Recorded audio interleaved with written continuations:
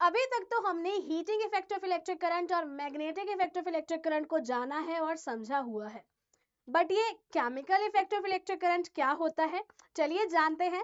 So hello everyone, मेरा नाम रीना है। मैं वेलकम करती हूँ आप सभी का इस प्यारे से अमेजिंग से चैनल पर जिसका नाम है अनअकैडमी एवेंजर्स क्लास 6 to 10 और ओपी सीरीज में, क्योंकि आपकी बार पढ़ाई होने वाली है ओपी स्टाइल में। स्टार्ट करते हैं और आपको समझना होगा बेसिक्स से, ठीक है, कि इलेक्ट्रिसिटी क्या होता है, इलेक्ट्रिक करंट क्या होता है और ये कैसे क्रिएट होता है किसी भी सर्किट के अंदर।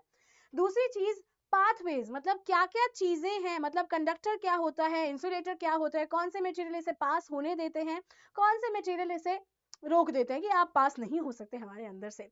लिक्विड सरप्राइज में आप ये जानेंगे कि क्या कोई ऐसे लिक्विड भी होते हैं जो इलेक्ट्रिसिटी को कंडक्ट कर सकते हैं और उनका नाम क्या होता है। ठीक है, हिडन पावर्स में आप हीटिंग और केमिकल इफेक्ट ऑफ इलेक्ट्रिसिटी को थोड़ा डिटेल में जानेंगे और साथ साथ प्रैक्टिकल मैजिक में समझेंगे कि रियल वर्ल्ड यूजेस और एप्लीकेशंस क्या हैं इलेक्ट्रोप्लेटिंग प्रोसेस की और इससे हम क्या समझते हैं। तो चलिए स्टार्ट करते हैं। सबसे पहले इलेक्ट्रिक करंट। इलेक्ट्रिक करंट बच्चा flow of electrically charge particles, यानी कि इलेक्ट्रॉन्स का ही फ्लो आपको देखने को मिल रहा है किसी भी ऐसे मटेरियल से जो उसे अलाउ कर रहा है, परमिशन दे रहा है, परमिट कर रहा है। ठीक है, इसमें मूवमेंट ही हो रहा है पर्टिकुलरली इस लाइक चार्ज का या आप इलेक्ट्रॉन्स का कह सकते हो, जिसको आप इलेक्ट्रिसिटी या इलेक्ट्रिक करंट या इलेक्ट्रिक फ्लो कहेंगे। ओके, इलेक्ट्रिक सर्किट बच्चा एक ऐसा कंप्लीट अनब्रोकन, मतलब कहीं से टूटा नहीं होना चाहिए, ओपन सर्किट नहीं होना चाहिए, क्लोज सर्किट होना चाहिए। तो कंप्लीट अनब्रोकन पाथ बचा जहां पर इलेक्ट्रिसिटी इजीली फ्लो कर सकती है। तो अगर इलेक्ट्रिसिटी को वर्क कराना है तो आपका सर्किट हमेशा क्लोज होना चाहिए, क्लोज लूपिंग होनी चाहिए। तो सर्किट के अंदर कुछ कंपोनेंट्स प्रेजेंट होते हैं। वो कंपोनेंट्स क्या क्या होंगे बच्चा? सेल और बैटरी, है ना। तो battery is just a combination of cell itself, है ना। या तो सेल या फिर बैटरी लगाइए, उसके साथ साथ वायर लगाइए जिसके अंदर ये एबिलिटी है कि वो करंट को अपने अंदर से पास करा सकती है। देन बच्चा कंट्रोलर होगा, मतलब एक स्विच होगा जो सर्किट को ओपन या क्लोज करेगा। जब भी आपको बिजली बनानी बचानी है, ठीक है, तो कहीं ना कहीं आप स्विच को ही तो ऑफ करोगे ना बच्चा, सो दैट इलेक्ट्रिसिटी उसमें से फ्लो ना हो और आपकी बिजली वेस्ट ना हो और आपका बिल ना आए, है ना। नेक्स्ट थिंग बच्चा लोड, यानी कि कोई ऐसा पर्टिकुलर आप कह सकते हैं चीज जिससे आपको पता चले कि हाँ जी इलेक्ट्रिसिटी फ्लो कर रही है या नहीं कर रही। तो bulb is the thing which we are using over here, जो अगर ये ग्लो करेगा तो मतलब ये सर्किट प्रॉपरली क्लोज है और इलेक्ट्रिसिटी फ्लो कर रही है तभी ये बल्ब ग्लो करेगा। ठीक है, चलते हैं आगे। और ऑब्वियसली अगर आपने स्विच को ऑफ कर दिया तो सर्किट ओपन हो जाएगा, इलेक्ट्रिसिटी फ्लो नहीं करेगी, बल्ब भी आपका ग्लो नहीं करेगा।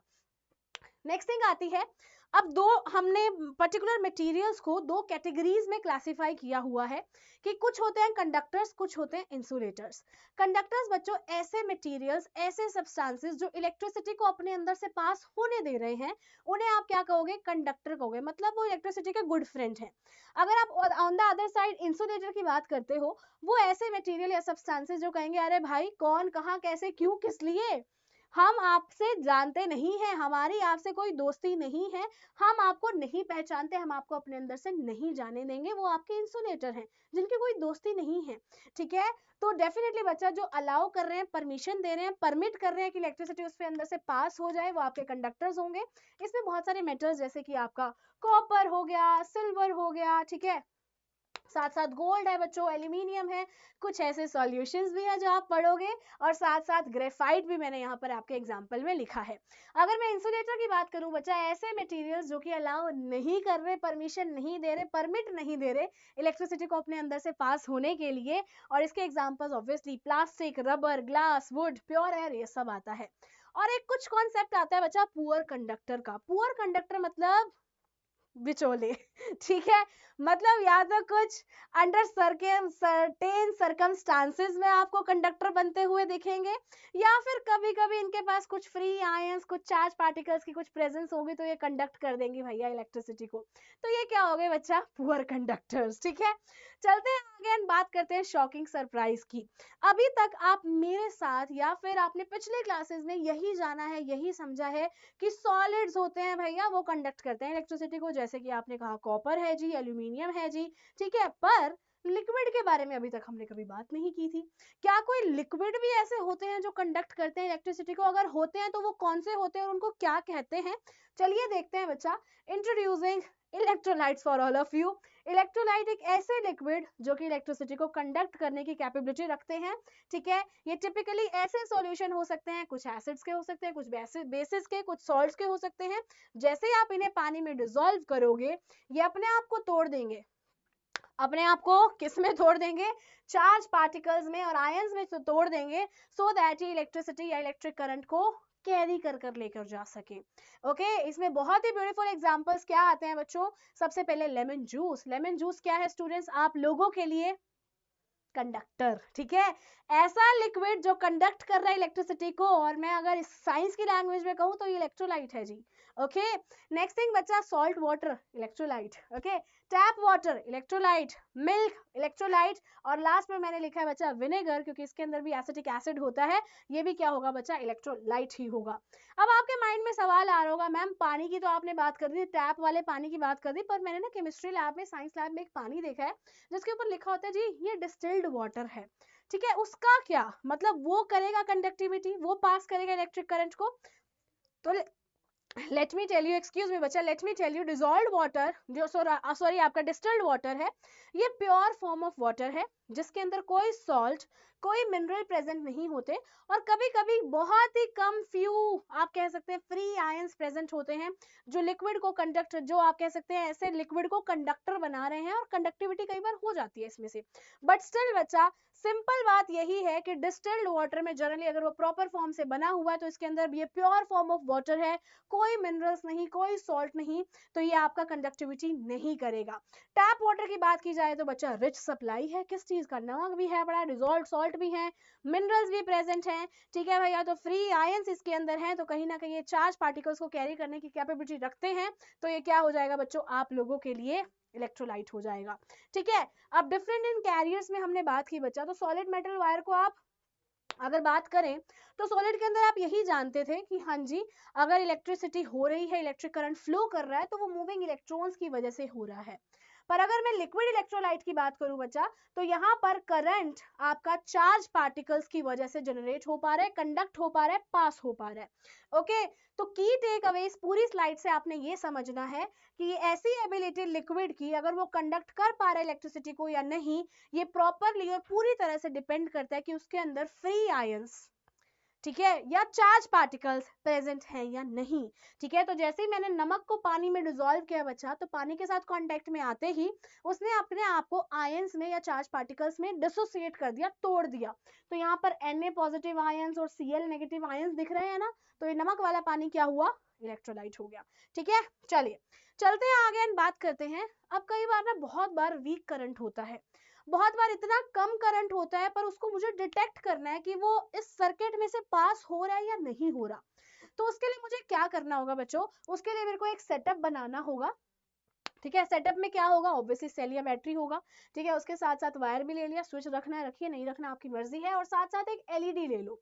एलईडी क्या होता है बच्चा? मैं यहाँ पर आप लोगों के लिए लिख देती हूँ। LED is basically light emitting diode,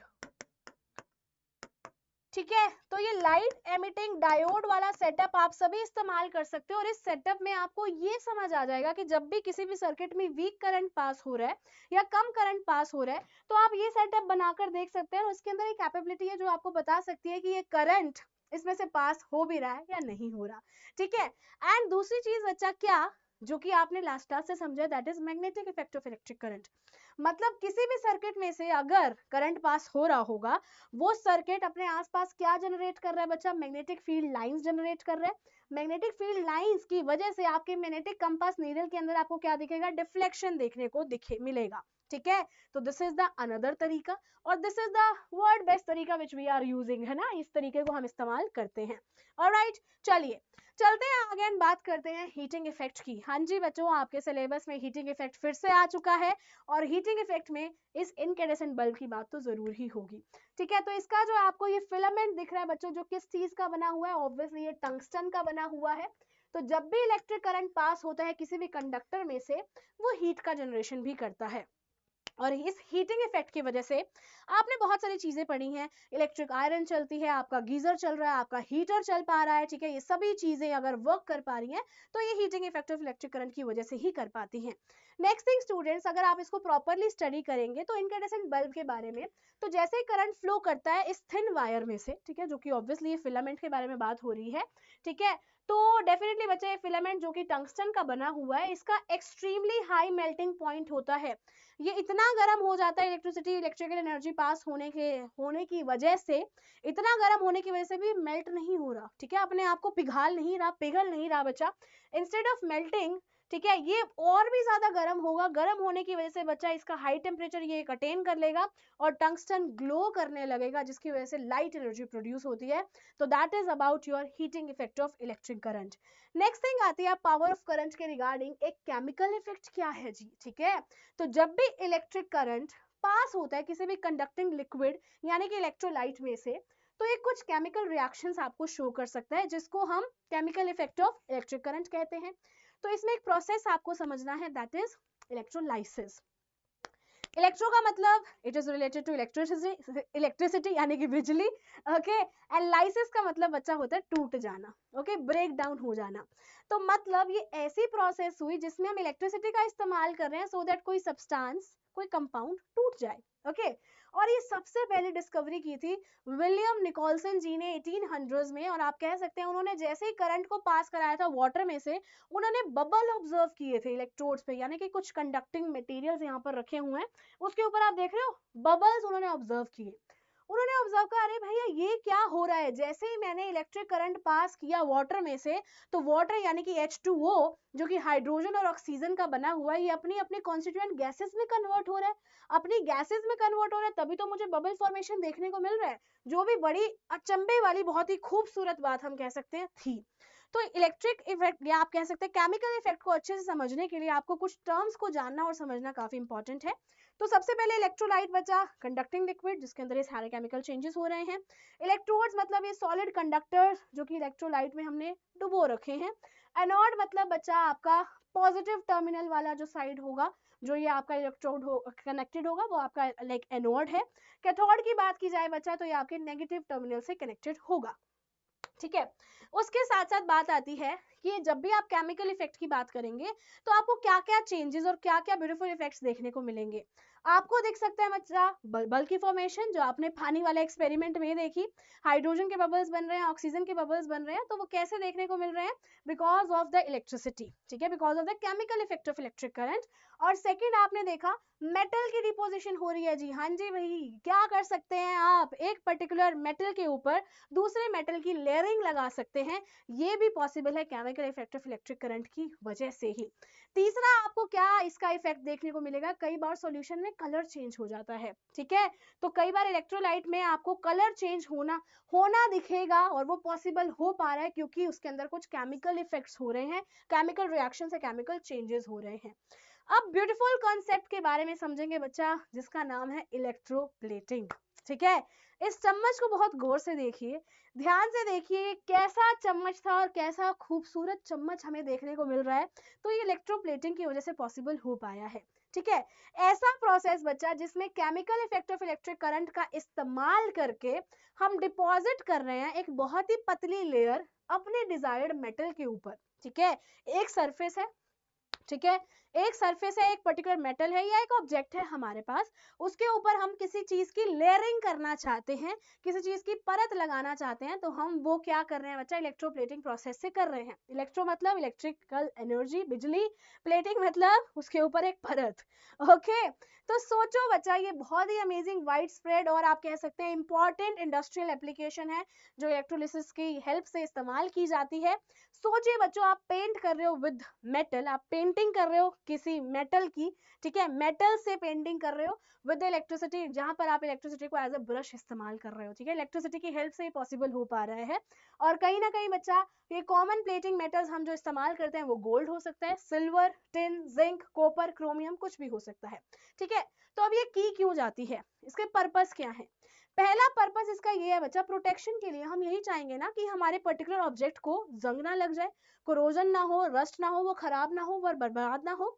next thing बच्चा उसकी अपीयरेंस के लिए वो सुंदर दिखे, जैसे वो चम्मच सुंदर दिख रहा था, सिमिलरली आपकी आजकल जितने भी कार्स आती हैं वो क्रोम प्लेटिंग वाली फिनिशिंग उसकी जगह जगह भी होती है, सो दैट एस्थेटिक ब्यूटी और भी ज्यादा ब्यूटीफुल लगे, है ना, अपीयरेंस के लिए, शाइनिंग के लिए, शाइननेस के लिए, अट्रैक्टिव दिखने के लिए, ठीक है। कॉस्ट इफेक्टिवनेस, अगर वो पूरा मटेरियल हम क्रोम का लगा देंगे बच्चों वहां पर तो पैसा और ज्यादा बढ़ जाएगा, कार और महंगी हो जाएगी, तो कॉस्ट इफेक्टिवनेस के लिए भी बच्चा, तो हम अंदर का ऑब्जेक्ट है मटेरियल चीप इस्तेमाल करके उसके ऊपर एक स्ट्रॉन्ग और अच्छे मटेरियल की कोटिंग कर सकते हैं जो बहुत अच्छे से काम चलाएगी और कहीं ना कहीं आपका खर्चा कम करेगा, ठीक है, खर्चा भी कम होगा।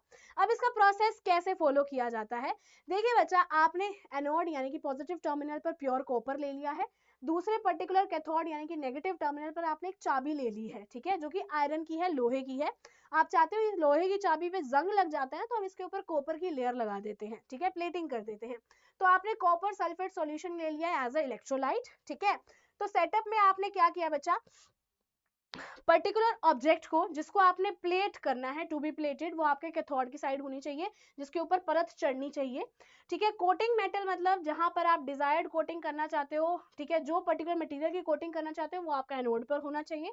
इलेक्ट्रोलाइट ऐसा सॉल्यूशन होगा जो कि कोटिंग मेटल का होगा, ये वाली कोटिंग करना चाह रहे हो तो ये कॉपर का है तो इसलिए हमने कॉपर सल्फेट लिया है यहाँ पर, ठीक है। एक्शन क्या करोगे, जैसे ही करंट फ्लो करेगा तो जो भी मेटल आयंस है बच्चा इलेक्ट्रोलाइट में आएंगे, वो डिपॉजिट होंगे, कैथोड में डिपॉजिट होते जाएंगे। तो इस इलेक्ट्रोलाइट में से जो भी पर्टिकुलर आयंस यूटिलाइज हो रहे हैं, इस्तेमाल हो रहे हैं, उसे क्या करने के लिए बच्चा, रिप्लेनिश करने के लिए इस एनोड में से कॉपर आयंस आते जाएंगे, इलेक्ट्रोलाइट में पास होते रहेंगे। तो आर यू गेटिंग इट, कितना ब्यूटीफुल प्रोसेस है जो यहाँ पर होता है। और इसकी एप्लीकेशंस की अगर मैं बात करूं तो कहाँ इस्तेमाल नहीं होता, आपके घर में इतनी ब्यूटीफुल टूटियां जो चमक रही होती हैं बच्चों, वो कहीं ना कहीं क्रोमियम प्लेटेड होती हैं और वो इलेक्ट्रोप्लेटिंग मेथड से ही की जाती हैं, ठीक है। कोरोजन से भी प्रिवेंट हो जाता है, कहीं ना कहीं रस्टिंग भी नहीं होती, जल्दी बर्बाद और खराब भी नहीं होती है। सेकेंड थिंग बच्चों, बिल्कुल, है ना, ज्वेलरी, आपको पता है आजकल 1 ग्राम ज्वेलरी का बहुत ज्यादा, 1 ग्राम गोल्ड की ज्वेलरी का बहुत ज्यादा कॉन्सेप्ट चल रहा है, ठीक है। मतलब नीचे कोई भी मटेरियल ले लेंगे बच्चों, कोई भी आप कह सकते हैं सर्टेन मिक्सचर ऑफ मटेरियल्स ले लेते हैं, मेटल्स ले लेते हैं, उसके ऊपर 1 ग्राम सोने की परत चढ़ाकर बहुत ही सस्ते में वो ज्वेलरी बेचते हैं, ठीक है। और कहीं ना कहीं इतनी कॉमन नहीं है क्योंकि अभी गवर्नमेंट ने उसको अलाउ नहीं किया, पर लोग कहीं ना कहीं मैंने देखा है, सुना है, बेच रहे हैं, ठीक है। तो ज्वेलरी के बारे में बात की जाए बच्चा तो ये लेस एक्सपेंसिव मेटल्स जो भी होंगे बच्चा, इसको कई बार थिन लेयर लगा दी जाती है गोल्ड और सिल्वर की और इसे अफोर्डेबल और यूजफुल ऑर्नामेंट की तरह से बेचा जाता है। नेक्स्ट थिंग, आपके फूड कैंस आते हैं बच्चा जिसको हम लेयर ऑफ टिन की लेयर से कोट करते हैं और टिन आपका लेस रिएक्टिव होता है आयरन से, अगर आप कंपेयर करें लोहे पे जल्दी जंग लग जाता है, जो कहीं ना कहीं आप सिंपली कह सकते हैं आपको फूड को भी प्रिवेंट कर रहा है और इसकी शेल्फ लाइफ को भी इंक्रीज करने में हेल्प करेगा। ब्रिजेस और व्हीकल्स की बात की जाए बच्चा तो लोहा स्टील इस्तेमाल होता है, इसको जिंक से कोट कर दिया जाता है सो दैट जंग ना लगे और इस प्रोसेस को गैल्वेनाइजेशन भी कहा जाता है जिसमें स्टिल अगेन इलेक्ट्रोलिसिस और इलेक्ट्रोप्लेटिंग का इस्तेमाल किया जाता है। ओके, तो इस पूरी जर्नी में आपने मेरे साथ ये अंडरस्टैंड किया कि करंट को पाथ चाहिए चलने के लिए, ठीक है, लिक्विड भी कंडक्टर हो सकते हैं, ठीक है, करंट के अंदर हिडन पावर्स कितनी सारी हैं आपने लास्ट क्लास में हीटिंग और मैग्नेटिक पढ़ा था, अब केमिकल इफेक्ट भी पढ़ लिया, समझ लिया, ठीक है। तो केमिकल इफेक्ट कितने यूजफुल है, कहाँ कहाँ पे इलेक्ट्रोप्लेटिंग, ये सब चीजें हो रही हैं। तो आई होप आपने ये चैप्टर बहुत अच्छे से अंडरस्टैंड किया होगा। तो that is how we have come to an end of this session. तो अगर आप मुझे पहली बार देख रहे हैं तो please do like share and subscribe our channel और हमारे साथ जुड़ना बिल्कुल भी मत भूलिएगा, ठीक है। ये हमारा टेलीग्राम अपडेट का चैनल है जहाँ पर हम आपको सारी इन्फॉर्मेशन देते हैं, ये इंस्टाग्राम हैंडल है और ये हमारा चैट ग्रुप है और सेंटर में आपको यहाँ पर एक ईमेल आईडी दिख रही है आपके वैल्यूएबल सजेशंस के लिए।